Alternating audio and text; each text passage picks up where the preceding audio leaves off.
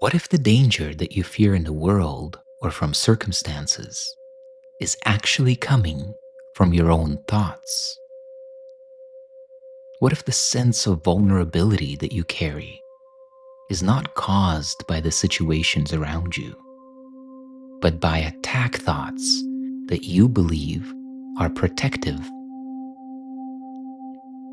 And what if behind every appearance of danger, there is something unchanged, untouched, and completely safe? Today, in Lesson 53, we review the 5 ideas that reshape identity itself. The ideas are as follows. My attack thoughts are attacking my invulnerability. Above all else, I want to see. Above all else, I want to see differently. God is in everything I see. God is in everything I see because God is in my mind. This is no longer about behavior. This is about who you think you are. And now let's unfold these 5 ideas and see the coherence of the thought system that's emerging to transform our perception of the world, to truly realize that we are ultimately safe, invulnerable, and unthreatenable. The core insight this review delivers to us might look something like this. We might say, the world that appears to threaten you is reinforcing a false self-image. And vision, which is to say pure perception, begins when you withdraw belief from that self-image. Or we might sharpen it a little bit and say something like, nothing outside you is attacking or threatening you in any way. Only your own attack thoughts are attacking and veiling who you truly are. At its core, this review is revealing something quite profound. It's telling us that you are not vulnerable to the worldly circumstances, to things that may threaten the body, but you believe you are, and that believing is the entire foundation of the pain and suffering and fear that we experience. So the problem isn't the world. The problem is the self-image looking at the world. The self-image I've called many times your dream character self. It is the sense of self that is offered and given to you by the ego dream matrix. So as you identify with the self-image that is already programmed with all of the fear, vulnerability, threat, and everything that you know about what we might call human nature, in that very moment you take on that nature, which is not your own, as we'll be unfolding and discovering in this contemplation. This review is aiming to undo the perceptual error that is founded on the belief that I am vulnerable, I am separate, I am under threat, and maybe more importantly, that the world out there determines my safety. This lesson reveals that the world appears dangerous because I believe I am attackable. This is the core. Because I believe I am attackable, because I identify myself with an image in my own mind of being somebody who is vulnerable, attackable, threatenable, and all of that sense that is the opposite of safety. That is why relationships, the world, money, etc., all these different situations appear dangerous. But what if your greatest need is actually not safety, but clear, undistorted vision that would reveal to you that attack thoughts do not protect you? They actually weaken your awareness of your divinely natural and inherent invulnerability. What are attack thoughts before we go deeper? Attack thoughts are the thoughts that you think that are about protection, defense, judgment, anticipation. When you're in conflict with someone, all of that jargon in your head about what you think is going to happen, what their motive is, what you're going to do, what you're going to say, those are attack thoughts. Attack thoughts are the things you might experience when people talk about this person or that person who is a politician, or who is this leader, or who is this author, or all of that arises to judge, to condemn, to apparently protect you from something out there. Those are the attack thoughts that do not protect you. They actually serve to protect only your false self-image. That very image that causes you the entirety of suffering that you ever experienced, that mental anguish, that emotional turmoil. It all comes from this. So let's use the 5 lessons of this review as an undoing sequence to see if we can disassemble the illusory separate self-identity step by step. So step 1, my attack thoughts are attacking my invulnerability. This is where the world seems dangerous. We look out, we see pain, loss, aging, uncertainty.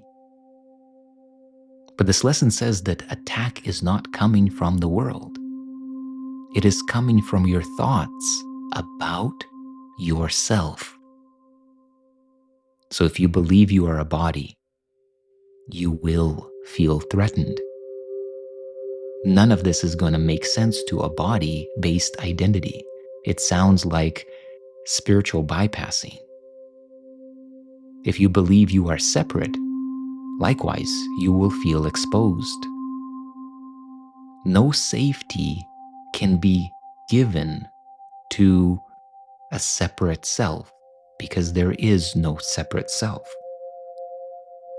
And so the attack thoughts that pretend to be protecting you actually weaken your own awareness of your inherent true nature, which includes your invulnerability.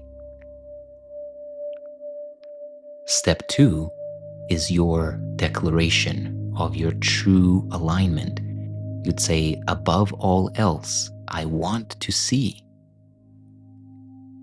So if what I see reflects what I think I am, then vision, meaning pure undistorted perception of truth, becomes essential. The fearful world is not evidence of reality. It is evidence of a fearful identity. So if I want to remember who I am, I must want vision more than defense.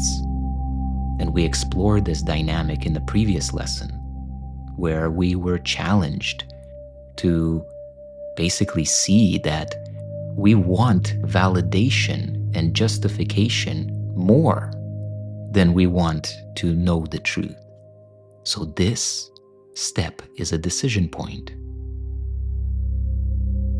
Step 3 is, above all else, I want to see differently.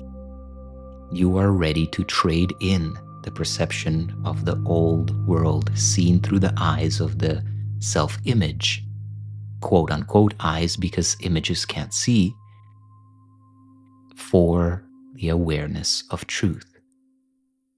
When you recognize that your current perception protects that false self-image and guarantees its survival, to see differently becomes the clear door behind appearances.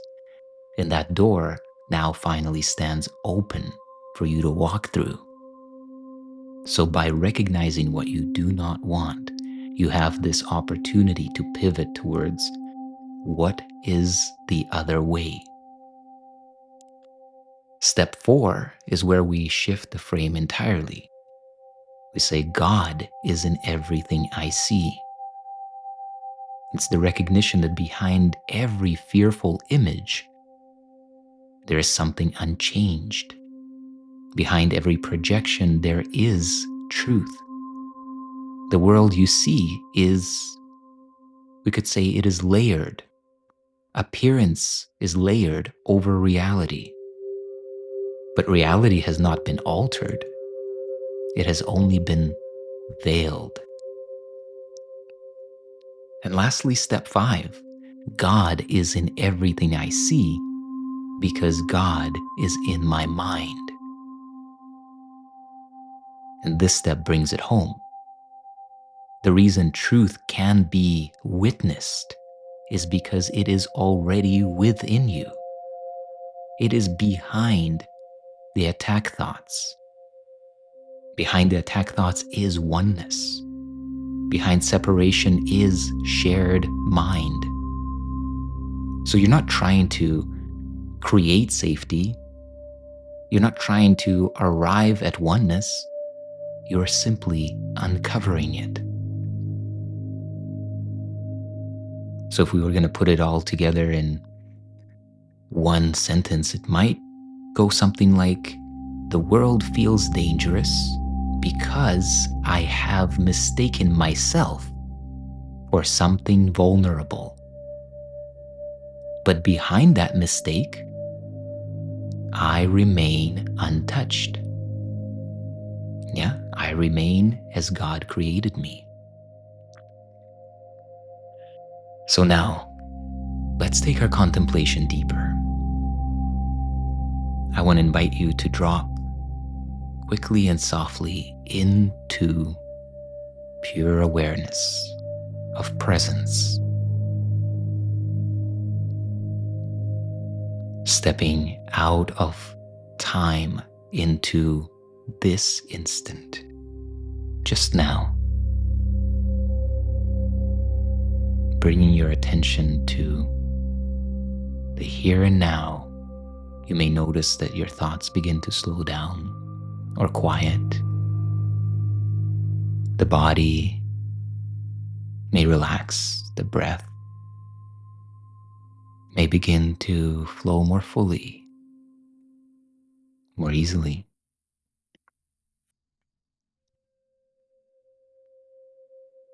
And as you rest in presence, let's bring this all into lived experience. So gently think of something that feels threatening in your life story now. Maybe health, money, a relationship, or the future.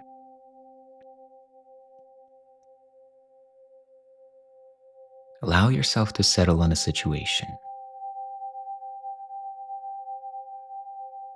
And now gently ask yourself, is this truly attacking me? Or is it reinforcing a belief about who I am? Allow yourself to sense deeply here. Am I seeing myself as fragile, or limited, or separate, or alone? Allow yourself to see this clearly. You may take these next few moments to contemplate.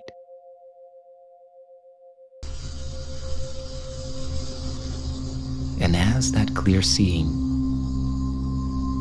begins to reveal itself to you, you might pause and quietly affirm to yourself, my attack thoughts were attacking my invulnerability. And above all else, I want to see. I don't want to protect my old self-image that brought me so much suffering. As I behold this situation, I can make room for knowing that God is in this, because God is in my mind.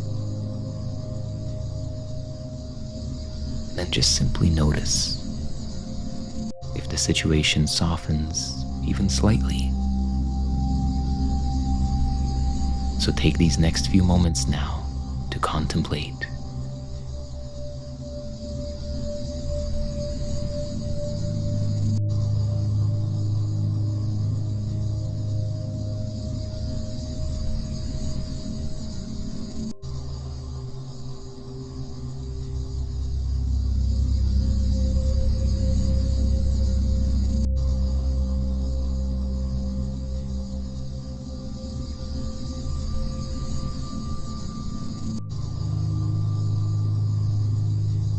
And now, let's begin to unfold this contemplation into dialogue.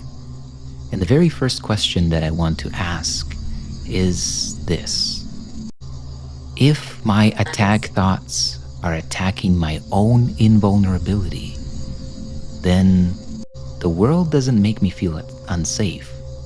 My thinking is what makes me feel unsafe. So Shanti, how much of my anxiety or fear comes not from real danger, but from my own belief system? That's the core of it, isn't it? Almost all of it, really. When you believe the danger is out there, what you're actually feeling is the internal conflict. The fact that you're judging and attacking something in yourself that feels threatening to your sense of security. The anxiety isn't a reaction to the world, but to your own internal judgment. Unfold that a little bit more. Well, think about a typical dangerous situation, like driving in traffic, someone cuts you off. The anxiety is immediate, right? But what's actually dangerous about that moment? A momentary inconvenience. A possibility of slight delay. But anxiety isn't the logical response to a manageable issue. Instead, it's massive emotional reaction, feeling personally wronged, threatened, disrespected. And where does that intensity come from? It comes from something inside you that's already primed to defend against perceived attack, against feeling vulnerable. The outside event is just a trigger. It's your mind that's turning an inconvenience into a personal crisis. You've used that example before. Let's also use another one to really help to highlight the commonality. Can you take another example and walk us through it? Okay. How about this? You check your bank account and see that some money's missing. Immediately there's this jolt of fear, panic maybe. Someone has done something, a theft or an error. But that initial fear isn't about the actual dollars lost. It's about the violation, the feeling that someone has taken something from you, the security you thought you had breached. If your sense of worth and peace depended on that amount of money being intact, then of course there's fear, because it triggers the sense that your invulnerability, your well-being has been attacked. But if that money wasn't your source of well-being to begin with, then it would feel like an issue, not a crisis. Something to take care of, not a personal assault. Right. Yeah, I can see that. That's a great example. And it has to do with identity again, and also how we, in our belief system, look at things like money or time or respect. So, like as a counterexample, like if we had a pile of firewood and then we saw that a bit of that firewood, let's say, wasn't there, and we saw maybe it rolled down the hill, or maybe we just couldn't account for it, it wouldn't have nearly the same impact. So it seems like, it's not necessarily in the actual objects being missed, or maybe even situational awareness, but it's in that layer of meaning that we've been exploring so much that we generate our suffering. Exactly. The firewood example hits it exactly. It's that layer of meaning we add. With the money, there's an identity wrapped up in the having, a sense of security, maybe status, maybe a story about financial responsibility. Firewood is just firewood. It doesn't attach to your story about who you are. So its loss doesn't strike at your sense of self. This is where the line between things happening and suffering breaks apart, isn't it? Suffering isn't about what happens, it's about what story you tell yourself about it. Yeah, I really like that. Suffering isn't about what happens, it's about the story we tell about what happens. Let's look at this. Right. The lesson says that perfect security,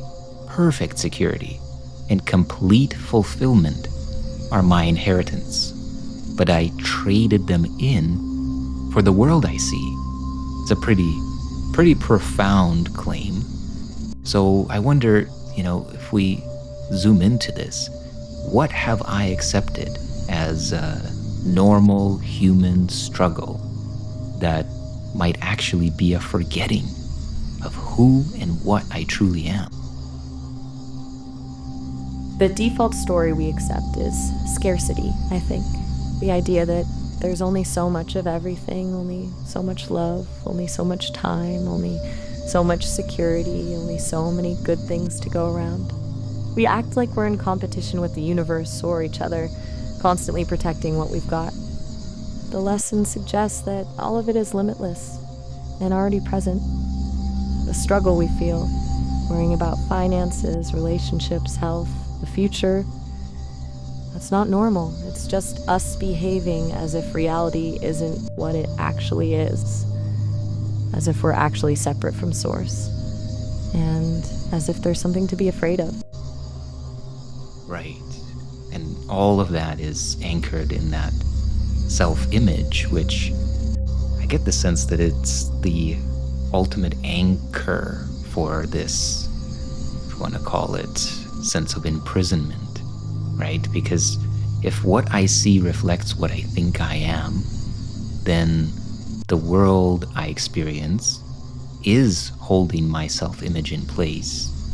So then what version of myself does this perception reinforce? The perception of victimization and threat and fear. Exactly. The more you identify with a victim story, the more you believe you're someone who gets wronged or has bad luck or gets treated unfairly, the more evidence you'll find to confirm it. And that feeling of being victimized actually fuels the perception. Like, you're not just having things happen to you, you're also actively searching for things that prove your victimhood. Your self-image is basically a filter that says, yes, see? Exactly as I knew it. The world really is hostile, and you really are a victim here. And that reinforcement loop is what keeps you feeling trapped. Yeah, it's almost like this loop that, just keeps cycling, and from one point of view, it's self-reinforcing. But the lesson also says that there's a door behind this world, so to speak. Not a new world somewhere else, but behind the way I am seeing now. So what is it that we would have to release in order to let that door open? The primary thing would be the role of defender. That role needs someone to defend against, so it has to see enemies everywhere. That role needs to feel special because you're the defender and someone has to protect things, right? When you realize your identity isn't defender of truth and protector of my stuff, you lose that very reason to see attacks everywhere. The door opens when you're no longer defined by what you're against, when the whole idea of having something to protect loses its energy. You can sit with what is without the compulsion to either push it away or grab onto it. It's so wild, like in contrast to what you're saying, like how this ego mind works, right? It's always, if we really zoom in at a subtle level, it's like everything, every aspect of planning, every aspect of, just organizing our life is in some way an attempt to protect, to extend security, to extend our life, to protect our happiness. So it's just an incredible contrast between that and what this lesson is offering us. Completely different operating systems, aren't they? One says you're fundamentally vulnerable and have to brace for threat. The other says you are fundamentally invulnerable and you can relax completely into what is. You could call the ego a self-preservation machine, even if what's being preserved is just suffering and limitation in the first place. Yeah. So, yeah, incredible. Is something landing? I wonder, is there something that feels like a little shift happening in how you see yourself in all of this? Well, yeah. I mean, just being able to, so to speak, peek at this contrast is in itself quite revelatory, isn't it? Because typically, I don't know about everyone else, but I guess typically I would say that I find myself inside of the sense of being a separate being, right? And navigating life and thinking about past and future and, and occasionally finding myself here. Oh yeah, right, just this. That normal operating system, as you called it, versus what we're being invited to, it's like almost all those thoughts would be irrelevant. Totally. It's almost a different dimension, isn't it? The self you're navigating through life with. The one with a story, with a name, a past, a future. Worries about its reputation. That one completely dissolves when you just are present. There's nothing to figure out. Nowhere to go. No one to be. Just this moment. The ego mind is convinced it's the main character of a really long, dramatic novel. But really, it's like discovering you never read the first chapter to begin with. Wow. Yeah. That's a beautiful way to look at it. So basically, the world feels threatening and gives this sense that I need to manage it because I think I am a body in it, right? That's the core operating system we're navigating. But what if we are actually in truth something else, something invulnerable? Then the entire interpretation shifts. And perhaps the biggest question beneath it all is, if my inheritance is already secure, invulnerable, perfect and fulfilled, then why is it that we still bargain with fear? Because your mind is still in the business of protecting what it believes. It has this sense that something is vulnerable and something must be defended, even though there's nothing actual to protect. It's an empty performance. The bargaining with fear happens because your investment in identity, the sense of being someone separate from wholeness, is still greater than the trust in truth. Yeah. Wow, I like that. So as we come to the conclusion of this contemplation, I want to ask you, two things that I hope you can walk us through. One is, what is the golden thread that you see being woven through the 5 ideas of this lesson? And two would be, can you help us to expose the blind spots that are obscuring the truth and our ability to receive it as this lesson is sharing with us? The golden thread through those ideas is this: whatever you're actually afraid of is what you believe you are. The lesson says to stop the thought, stop the projection, not because it'll change the world out there, but because it will change who you think you are. You don't get to control the outer world. When you get this realization, you recognize there never was anything to control. As for blind spots, the deepest one is that we think peace requires work. We believe we're building something or working towards it or struggling to maintain it, but that very belief creates the lack you think you need to solve. What if what you're searching for is already here, and peace is that simple? Also, believing love is conditional makes invulnerability impossible.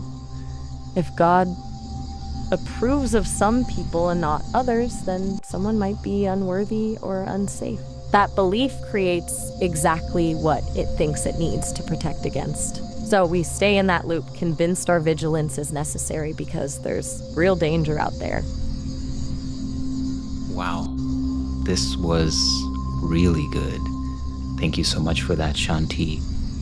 And if you're listening to this, I would encourage you to rewind to her answer to this question, because there's a lot of depth there. Really starting with the idea that whatever you fear out in the world is essentially what you fear you are. Definitely worthwhile contemplating deeper. So now, as we come to the close of this time together, I want to invite you to once again drop the concepts, come into the intimacy and immediacy of this moment, the presence that you are. This is the place where your invulnerability is revealed. You are not under attack. You're not fragile in truth.